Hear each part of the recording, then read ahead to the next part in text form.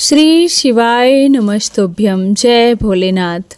आप सभी भक्तों पर भगवान शिव जी का और माता पार्वती जी का आशीर्वाद सदा सर्वदा बना रहे। आज की इस वीडियो में आप सुनेंगे फाल्गुन मास महात्म्य का 7वां अध्याय। श्री सूत जी कहते हैं कि अनर्थ देश में वेदरथ नाम के एक ब्राह्मण थे। उनका जन्म उत्तम कुल में हुआ था। वे स्त्री पुत्र से संपन्न और महान विद्वान थे। उन ब्राह्मण की एक कन्या हुई जिनका नाम उन्होंने शारदा रखा। वह रूप और शुभ लक्षणों से सुशोभित कन्या जब 12 वर्ष की हुई तब उसे पद्मनाभ नामक एक प्रौढ़ ब्राह्मण ने मांगा। पद्मनाभ जी की पत्नी मर गई थी। वे बड़े धनी, शांत और राजा के मित्र थे। पिता ने उनकी याचना भंग होने के भय से अपनी कन्या उन्हें दे दी। दोपहर में विवाह करके पद्मनाभ जी ससुराल में सायंकाल होने पर संधि उपासना करने के लिए एक सरोवर के तट पर गए। वहां विधि पूर्वक संधि उपासना करके जब लौटने लगे तब अंधकार से भरे हुए मार्ग में एक सांप ने उन्हें काट लिया, जिससे उनकी मृत्यु हो गई। विवाह करने के पश्चात सहसा उनकी मृत्यु होने पर भाई बंधु रोने लगे और विलाप करने लगे। सास ससुर और वह कन्या भी शोक में सभी डूब गए। भाई बंधु मृतक का दाह संस्कार करके अपने अपने घर लौट आए। अब विधवा शारदा पति के घर में ही रह गई। एक दिन नैधु नाम वाले कोई अंधे मुनि अपने शिष्य का हाथ पकड़े हुए शारदा के घर पर आए। मुनि बहुत वृद्ध हो गए थे। जिस समय वे घर पधारे शारदा के भाई उस समय कहीं बाहर गए हुए थे, इसलिए शारदा ही उनके पास आई। इस प्रकार बोली कि महाभाग्य मुनि, आपको मेरा नमस्कार है। आज्ञा दीजिए कि आपका कौन सा कार्य करूं। ऐसा कहकर शारदा ने बड़े भक्ति भाव से उन मुनि के पैर धुलवाए और पंखे से हवा करके उन्हें संतुष्ट किया। थके मांदे मुनि को पीढ़े पर बिठाकर उन्हें विधि पूर्वक स्नान कराया और जब वे देव पूजा करके सुख पूर्वक आसन पर बैठे तब उन्हें आदर पूर्वक उत्तम अन्य भोजन कराया। भोजन करके तृप्त होकर जब वे मुनि आनंद से परिपूर्ण हुए तब अंधे मुनि ने उस कन्या के लिए उत्तम आशीर्वाद दिया कि भद्रे, तुम पति के साथ विहार करके सर्वगुण संपन्न श्रेष्ठ पुत्र प्राप्त करो और इस संसार में बड़ी कीर्ति पाकर देवताओं के प्रसादी के अधिकारी बनो। अंधे मुनि द्वारा कहे हुए इस वचन को सुनकर शारदा बहुत हैरान हुई और हाथ जोड़कर बोली, हे ब्राह्मण, आपका वचन तो सदा सत्य होता है, कभी झूठ नहीं होता, पर मुझ अभागिन के लिए यह कैसे सफल होगा। मैं तो विधवा हूँ, आपके इन आशीर्वाद की पात्र भला कैसे हो सकूंगी। तब मुनि बोले, सुबह मुझे अंधे ने तुझे ना देख सकने के कारण तुम्हारे लिए जो कुछ भी कह दिया, अब मैं उसे अवश्य ही सिद्ध करूंगा। बस तुम मेरी आज्ञा का पालन करो।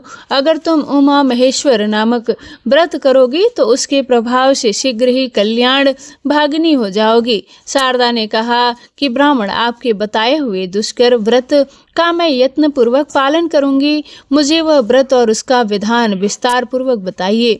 तब मुनि कहने लगे, चैत्र अथवा मार्गशीर्ष मास के शुक्ल पक्ष में शुभ दिन इस व्रत को प्रारंभ करना चाहिए। अष्टमी, चतुर्दशी, अमावस्या अथवा पूर्णिमा को विधि पूर्वक संकल्प करके प्रातःकाल स्नान करें। देवताओं और पितरों का तर्पण करके अपने घर आकर एक सुंदर मंडप बनाएं जो चंदावार आदि से सजा हो। फिर उसे फल फूल पल्लव और बंधनवारों से सजाएं। बीच में 5 प्रकार के रंगों से कमल का चिन्ह अंकित करें। उसके मध्य भाग में धान्य अथवा चावलों की राशि और उसके ऊपर कुशा रखें। उस कुशा पर जल से भरा हुआ कलश स्थापित करके उसके ऊपर रंगा हुआ वस्त्र रखें। वस्त्र के ऊपर सोने अथवा मिट्टी की 2 प्रतिमाएं जो भगवान शिव और माता पार्वती जी के प्रतीक हों स्थापित करें। इसके बाद भक्ति भाव से अपनी शक्ति के अनुसार विस्तार पूर्वक इनकी पूजा करें। पंचामृत से स्नान कराकर फिर शुद्ध जल से स्नान करा एकादश रुद्र मंत्र का जप करें। 108 बार ओम नमः शिवाय इस पंचाक्षर मंत्र से अभिमंत्रित करें। फिर सिंहासन पर उन प्रतिमाओं को पधार कर पूजा करें। बुद्धिमान पुरुष स्वयं धुले हुए श्वेत वस्त्र धारण करके सुंदर अशुद्ध आसन पर बैठें। पीठ को अभिमंत्रित करके प्राणायाम करें। फिर भगवान शिव के आगे हाथ जोड़कर इस प्रकार संकल्प करें, मेरे सैकड़ों जन्मों में भी जो भयंकर पाप संचित हुए हैं उन सब का नाश करने के लिए मैं शिव जी की पूजा प्रारंभ करती हूँ या करता हूँ। सौभाग्य, विजय, आरोग्य, धर्म और ऐश्वर्य की वृद्धि तथा स्वर्ग और मोक्ष की सिद्धि के लिए मैं शिव जी की पूजा करूँगा या करूँगी। इस प्रकार संकल्प बोलकर मनुष्य एकाग्रता पूर्वक यथा योग्य अंग न्यास करके शिव जी और पार्वती जी का ध्यान करें और अपने हृदय कमल की कर्णिका में जगत के माता पिता शिव पार्वती का ध्यान करके तेज संबंधी मंत्र का जप करें। फिर दोनों प्रतिमाओं में शिव जी और पार्वती जी का आवाहन करके उनके लिए आसन दें। फिर इस प्रकार स्तुति करें। तीनों लोकों को वर देने वाली देवताओं में सबसे श्रेष्ठ पार्वती नाथ आपको नमस्कार है। हे त्र्यंबकेश्वर नाथ महादेव आपको नमस्कार है। आप यह अर्घ्य ग्रहण कीजिए। शरणागतों का भय दूर करने वाली देव देवेश्वरी जगदम्बिके वरदायिनी देवी हे शिव प्रिय आप यह अर्घ्य स्वीकार कीजिए। इस प्रकार 3 बार कहकर मनुष्य एकाग्र चित्र होकर उन्हें अर्घ्य दें। फिर विधि पूर्वक गंध, पुष्प, अक्षत, धूप और दीप आदि उपचारों को चढ़ाएं। खीर के साथ घी में तैयार किया हुआ नैवेद्य अर्पित करें और इसके बाद मूल मंत्र द्वारा 108 बार हविष्य की आहुति दें। फिर नैवेद्य हटाकर धूप आरती करके तांबूल अर्थात पान अर्पित करें और मन को एकाग्र करके नमस्कार करें। इस प्रकार उपचार से पूजा के बाद ब्राह्मण दंपति को भोजन कराएं। इसी प्रकार शाम की भी पूजा करके ब्राह्मणों की अनुमति लेकर रात में मौन भाव से दूध में तैयार किया हुआ हविष्य भोजन करें। इस प्रकार विद्वान पुरुष 1 वर्ष तक दोनों पक्षों में अर्थात कृष्ण पक्ष और शुक्ल पक्ष में इस व्रत का पालन करता रहे। 1 वर्ष पूरा होने पर व्रत का उद्यापन करे। चतुर्रुद्री नामक पाठ करते हुए दोनों प्रतिमाओं को जल में स्नान कराएं। आगमुक्त मंत्रों से शिव पार्वती जी की भली भांति पूजन करें और अंत में वस्त्र, स्वर्ण और प्रतिमा सहित कलश सदाचारी आचार्य को दें। ब्राह्मणों को भोजन कराएं। उनका भी यथाशक्ति स्वागत सत्कार करके उन्हें गौ, स्वर्ण और वस्त्र आदि की दक्षिणा दें। इसके बाद ब्राह्मणों की आज्ञा लेकर अपने इष्ट मित्रों और बंधु बांधवों के साथ स्वयं भी भोजन करें। इस प्रकार जो भक्ति पूर्वक इस त्रिभुवन प्रसिद्ध व्रत का पालन करता है वह अपनी 21 पीढ़ियों का उद्धार करके मनोवांछित भोगों का उपभोग करता है। इंद्र आदि लोकपालों के दिव्य लोकों में रमण करता है और अंत में भगवान शिव को ही प्राप्त हो जाता है। शुभे मेरे बताए हुए इस महाव्रत का तुम भी श्रद्धा पूर्वक अनुष्ठान करो। इससे अत्यंत दुर्लभ मनोरथ को भी प्राप्त कर लोगी। मुनीश्वर ने धृत्य के इस प्रकार आदेश देने पर फिर शारदा ने विश्वास पूर्वक उनके वचनों को ग्रहण किया। इसके बाद उसके पिता, माता और भाई बाहर से घर में आए। उन्होंने देखा कि मुनि भोजन करके सुखपूर्वक बैठे हुए हैं। सबने सहसा आकर उन महात्मा के चरणों में प्रणाम किया और स्वयं भी उनका पूजन किया। साध्वी श्रद्धा ने उस श्रेष्ठ मुनि का पूजन किया और मुनि ने उसे अनुग्रह पूर्वक व्रत का उपदेश दिया। यह सब सुनकर उसके भाई बंधुओं को बड़ी प्रसन्नता हुई। वे हाथ जोड़कर कहने लगे, मुनि आज आपके आगमन मात्र से हम लोग धन्य हो गए। हमारा समस्त कुल पवित्र हो गया और यह घर भी सार्थक हो गया। आप हमारे घर के पास में ही के निवास करें और यह घर का मठ है। यह स्नान पूजा के लिए बहुत उपयोगी है, इसलिए इसी में रहिए। इस प्रकार प्रार्थना करके उन मुनि श्रेष्ठ ने बहुत अच्छा कहकर ब्राह्मण के उत्तम मठ में निवास किया। इस प्रकार मुनि के समीप नियम में मन लगाकर उस महाव्रत का पालन करती हुई शारदा का 1 वर्ष पूरा हो गया। वर्ष बीतने पर उसके पिता ने घर में ही ब्राह्मण भोजन पूर्वक भली भांति का व्रत का उद्यापन किया। उन ब्राह्मणों को यथा योग्य दक्षिणा देकर प्रणाम पूर्वक विदा किया और फिर माता पिता ने उसके इस कार्य की बड़ी प्रशंसा की। शारदा उस दिन भी उपवास करके नियम पालन पूर्वक महात्मा नैवध्रुव के बताए हुए उत्तम मंत्र का जप करती रही। इसके बाद प्रदोष काल आने पर उसने भगवान शंकर का पूजन किया और घर के पास वाले मठ में भगवान शिव का ध्यान करती हुई साध्वी शारदा रात भर भगवान शिव के पास जागरण करती रही। शारदा की भक्ति और मुनि की तपस्या और समाधि से संतुष्ट होकर जगत माता पार्वती जी ने उनके सामने प्रकट होकर होते ही अंधे मुनि की दोनों नेत्र मिल गए। अपने सम्मुख प्रकट हुई जगत माता पार्वती जी का दर्शन करके वे मुनि और ब्राह्मण कन्या दोनों ही उनके चरणों में गिर पड़े। तब उन दोनों को उठाकर पार्वती जी ने बड़े प्रेम से कहा, मुनि श्रेष्ठ, मैं तुम्हारे ऊपर बहुत प्रसन्न हूँ। पाप रहित पुत्री शारदा, तुम्हारे ऊपर भी मैं प्रसन्न हूँ। बोलो, तुम्हारी रुचि के अनुसार कौन सा देव दुर्लभ वर प्रदान करूं। मुनि कहने लगे, देवी, यह शारदा नाम की कन्या विधवा हो गई है। मैंने अंधा होने के कारण इस बात को न जानकर इसकी सेवा से संतुष्ट होकर इसे यह आशीर्वाद दिया कि तुम अपने पति के साथ चिरकाल तक विहार करके उत्तम पुत्र प्राप्त करो। जगदम्बिके, अब आप मेरे ही इस वचन को सत्य करें, आपको नमस्कार है। तब देवी पार्वती ने कहा, हे ब्राह्मण, यह शारदा पूर्व जन्म में एक द्राविड़ ब्राह्मणी का द्वितीय पत्नी थी। उस समय इसका नाम भामिनी था। भामिनी ने अपने पति की बड़ी प्यारी थी। अपनी रूप माधुर्य से परम मनोहर दिखाई देने वाली भामिनी ने रूप, वशीकरण आदि छल पूर्वक उपायों से अपने पति को अपने वश में कर लिया था।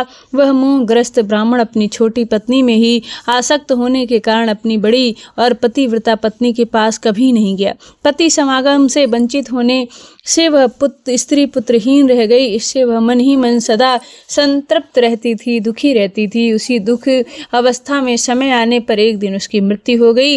भामिनी घर के पास एक तरुण ब्राह्मण रहा करता था। वह सुंदरी को देखकर इस पर मोहित हो गया। एक दिन उसने काम में आतुर होकर इसका हाथ पकड़ लिया। उस समय इसने क्रोध से लाल आंखें करके उसे दूर भगा दिया। दिन रात वह इसी का चिंतन करते करते मृत्यु को प्राप्त हो गया। अपने स्वामी को मोहित करके जो उन्हें ज्येष्ठ पत्नी से विमुख किया, उसी पाप से यह इस जन्म में विधवा हुई। जो स्त्रियां संसार में पति पत्नी में वियोग कराती हैं, उन्हें अलग करती हैं, उन्हें 21 जन्मों तक बाल्य अवस्था में विधवा होना पड़ता है। और यह काम मोहित ब्राह्मण जो पराई स्त्री विरह से पीड़ित होकर मृत्यु को प्राप्त हुआ था, उसने भी वही पाप किया था। इसलिए इस जन्म में वह इसका पाणी ग्रहण करने मात्र से मृत्यु को प्राप्त हो गया। पूर्व जन्म में जो इसका पति था, वह इस समय पांड्य देश में एक श्रेष्ठ ब्राह्मण के रूप में उत्पन्न हुआ है। उसके पास धन संपत्ति, स्त्री और सुख भोग की सामग्री सब कुछ है। यह शारदा उसे अपने पति के साथ प्रत्येक रात्रि स्वप्नावस्था में समागम करके जागरण काल की अपेक्षा भी श्रेष्ठ रति सुख का अनुभव करे। स्वप्नावस्था में पति समागम से यह कुछ ही समय में वेद वेदांग से परांगत विद्वान पुत्र प्राप्त कर लेगी। वे ब्राह्मण देवता भी स्वप्न में अपने साथ चिर समागम से ही इसके गर्भ से उत्पन्न पुत्र को सदैव देखा करेंगे। महामुने, पूर्व जन्म में इसने मेरी आराधना की है, इसी को वर देने के लिए मैं इस समय प्रकट हुई हूँ। इसके बाद महादेवी पार्वती जी ने शारदा से आदर पूर्वक कहा, बेटी, अब तुम मेरी उत्तम बात सुनो। जब कभी भी किसी देश में अपने स्वप्न में देखे पूर्व पति को देखना, तब समझ लेना कि यही मेरे पुरातन पति हैं और वे ब्राह्मण भी तुम्हें देखकर पहचान लेंगे। उस समय तुम दोनों में वार्तालाप होगा। ऐसा अवसर आने पर तुम अपने विद्वान पुत्र को उन्हीं ब्राह्मण की सेवा में समर्पित कर देना।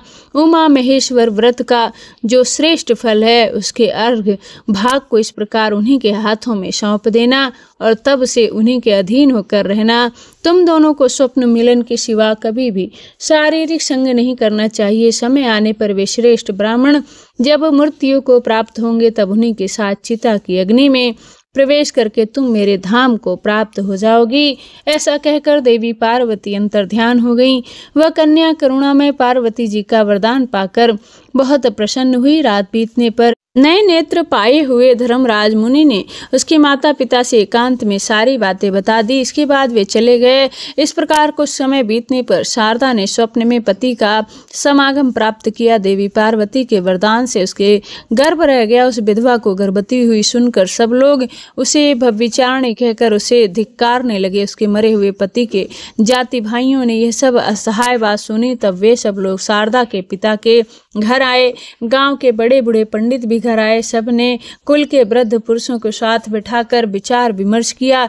लज्जा से नतमस्तक मुख हुई गर्भवती को बुलाकर कुछ लोग बड़े क्रोध में भरकर उसे डांटने लगे। कुछ लोगों ने उसकी ओर से मुंह फेर लिया। कुछ निर्दय वृद्धों ने अपना निर्णय इस प्रकार सुनाया कि यह पाप बुद्धि वाली कन्या दोनों कुलों का नाश करने वाली है। इसके केश मुड़वा कर नाक और कान दोनों काट लिए जाएं और इसे कुल जात इसे बहिष्कृत करके गांव के बाहर निकाल दिया जाए। यह सुनकर सब लोग ऐसा ही करने को तैयार हो गए। ठीक उसी समय आकाशवाणी सुनाई पड़ी कि कन्या ने ना तो कोई पाप किया है, ना ही कुल में कलंक लगाया है और ना ही इसके पतिव्रती का भंग हुआ है। यह सदाचार परायण स्त्री है। इसके बाद भी जो लोग इसे उल्टा या व्यभिचारिणी कहेंगे, उन पाप मोहित मनुष्यों की जीव तत्काल ही विदीर्ण हो जाएगा। इस प्रकार आकाशवाणी सुनकर उसके माता पिता आदि सब लोगों को बड़ी प्रसन्नता हुई। कुछ अविश्वास मनुष्य तो कहने लगे यह आकाशवाणी ही झूठी है। ऐसा कहते ही उनके जीवा दो टुकड़े हो गए। फिर तो सब जाति भाई बंधु बांधव स्त्रियां और बड़े बूढ़े साधु साधु कहकर शारदा की प्रशंसा करने लगे। कुल की स्त्रियां प्रसन्न हो गईं और एक दूसरे से कहने लगीं कि देवतागण कभी झूठ नहीं बोलते, परंतु यह समझ नहीं आता आखिरकार इसने गर्भ कैसे धारण कर लिया। इस प्रकार भ्रम में पड़े हुए लोगों को देखकर लोक तत्व को जानने वाले एक वृद्ध पुरुष ने कहा कि जो कुछ भी देखने और सुनने में आता है वह संपूर्ण विश्व मायामय है और असंभव बातें भी माया से ही होती रहती हैं। माया ईश्वर के अधीन है, इसलिए उस ईश्वर की लीला का रहस्य भला कौन जान सकता है। सत्यवती मछली के पेट से पैदा हुई और महिषासुर भैंस के गर्भ से उत्पन्न हुआ है। वसुदेव जी रोहिणी के गर्भ से पुत्र का जन्म हुआ और मुनि के शाप से शांब के पेट से मूषल पैदा हुआ और मुनियों के मंत्र बल से राजा यूना के गर्भ में ही रह गया। इस प्रकार वह कल्याणमयी सती शारदा भी अपने महान व्रत के प्रभाव से गर्भवती हुई है। यह बात निश्चय पूर्वक कही जा सकती है।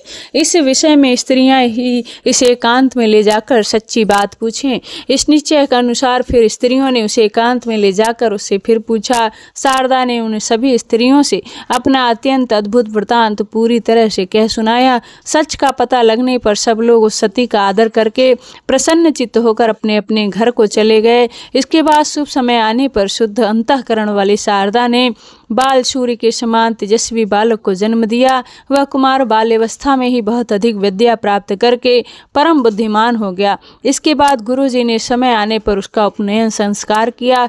वह लोक मनोहर बालक लोक में शारदे नाम से विख्यात हुआ। उसने 8वें वर्ष की आयु में ऋग्वेद, 9वें वर्ष में यजुर्वेद और 10वें वर्ष में सामवेद की लीला पूर्वक कर डाला। इसके बाद त्रिलोक पूजित शिव पर्व प्राप्त होने पर सभी देशों के निवासी मनुष्य गोकर्ण तीर्थ में जाने लगे। सती शारदा भी अपने पुत्र के साथ गोकर्ण तीर्थ में गई। वहां उसने अपने पूर्व जन्म के पति को, जिनका स्वप्न में सदा ही दर्शन किया आया हुआ देखा, वे ब्राह्मण बंधुओं से घिरे हुए थे। उन्हें देखकर शारदा प्रेम मगन हो गई और उन्हीं की ओर दृष्टि लगाए हुए खड़ी रही। ब्राह्मण भी रूप और लक्षणों से पहचानी हुई स्वप्न में सदा भोगी जाने वाली इस स्त्री को स्वप्न में ही अपने से उत्पन्न हुए इस कुमार को भी देखकर आश्चर्यचकित होकर उसके पास आए और इस प्रकार बोले, कल्याणी तुम कौन हो, किसकी पत्नी हो, तुम्हारा देश कौन सा है और किसकी पुत्री हो।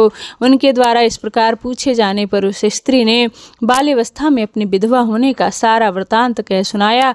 तब ब्राह्मण ने फिर से प्रश्न किया कि देवी यह पुत्र किसका है, चंद्रमा के समान सुंदर इस बालक को तुमने कैसे गर्भ में धारण किया। शारदा कहने लगी, स्वामी विद्वानों में विशारद मेरा ही यह पुत्र है, मेरे ही नाम पर लोग इसे शारदे कहते हैं। उसकी यह बात सुनकर श्रेष्ठ ब्राह्मण हंसकर बोले, देवी तुम्हारा पति तो विवाह करके तुरंत ही मर गया, फिर भला इस पुत्र का जन्म कैसे हुआ, इसका कारण भी बताओ। शारदा बोली, महामते परिहास से कोई लाभ नहीं, आप मुझे जानते हैं और मैं भी आपको जानती हूँ। इस विषय में हम दोनों के ही मन में इस बात का प्रणाम है। ऐसा कहकर उस देवी ने दिए हुए वरदान आदि की बातें बताई और अपने व्रत के आधे भाग व्रतधारी कुमार शारदे को उन्हीं को सौंप दिया। वे ब्राह्मण देवता बहुत प्रसन्न हुए। उन्होंने कुमार को हृदय से लगा लिया और शारदा के माता पिता की आज्ञा लेकर शारदा तथा उस बालक को अपने घर बुलाकर ले गए। ब्राह्मण के घर में शारदा ने कई मास बिताए और जब उनकी मृत्यु हो गई तब उन्हीं के साथ चिता के अग्नि में प्रवेश करके उनका अनुसरण किया। फिर वे दोनों दिव्य दंपत्ति होकर दिव्य विमान पर बैठे और भगवान शिव के लोक में चले गए। इस प्रकार यह पवित्र उपाख्यान सुनाया जो पढ़ने और सुनने वालों को भोग और मोक्ष प्रदान करने वाली है। प्रतिदिन भगवत संबंधित उत्तम कथा के श्रवण से मनुष्य परम गति को प्राप्त होता है। पुण्य क्षेत्र में निवास करने से शुद्ध चित्त होता है और उत्तम कथा सुनने से मनुष्य जिस प्रकार उत्तम गति को पाता है उसी प्रकार अन्य उत्तम व्रतों से नहीं पाता। अन्य व्रतों से उसकी बुद्धि वैसे उत्तम नहीं होती जैसे बार बार शोधन करने पर दर्पण निर्मल होता है, वैसे ही सत्कथा सुनने से मन अत्यधिक शुद्ध हो जाता है। मन शुद्ध होने पर मनुष्यों के द्वारा शिव जी का ध्यान सिद्ध होता है। ध्यान से पुण्यात्मा पुरुष मन वाणी और शरीर द्वारा संचित समस्त पाप राशि को धोकर भगवान शिव के परम पद को प्राप्त हो जाते हैं। इसलिए जिन्होंने अपना पुण्य भगवान शिव के चरणों में समर्पित कर दिया है उन लोगों के लिए भगवान शिव की उत्तम कथा का श्रवण कीर्तन ही सर्वोत्तम साधन है, क्योंकि कथा से ध्यान सिद्ध होता है और ध्यान से कैलव्य की प्राप्ति होती है। मुनिवर, आप लोग बड़े ही सौभाग्यशाली हैं। आपका जीवन सफल है क्योंकि आप लोग सदा भगवान शिव के उत्तम कथा अमृत रस का सेवन करते हैं।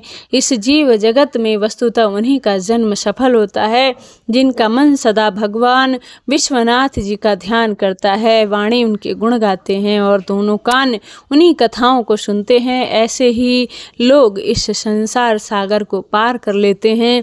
तरह तरह के गुण भेद जिनके स्वरूप का कभी स्पर्श नहीं करते, जो अपनी महिमा से जगत के बाहर और भीतर एक समान रूप से व्याप्त हैं, जो अपने ही प्रकाश में विहार करते हैं और जो मन वाणी वृत्तियों से बहुत दूर हैं।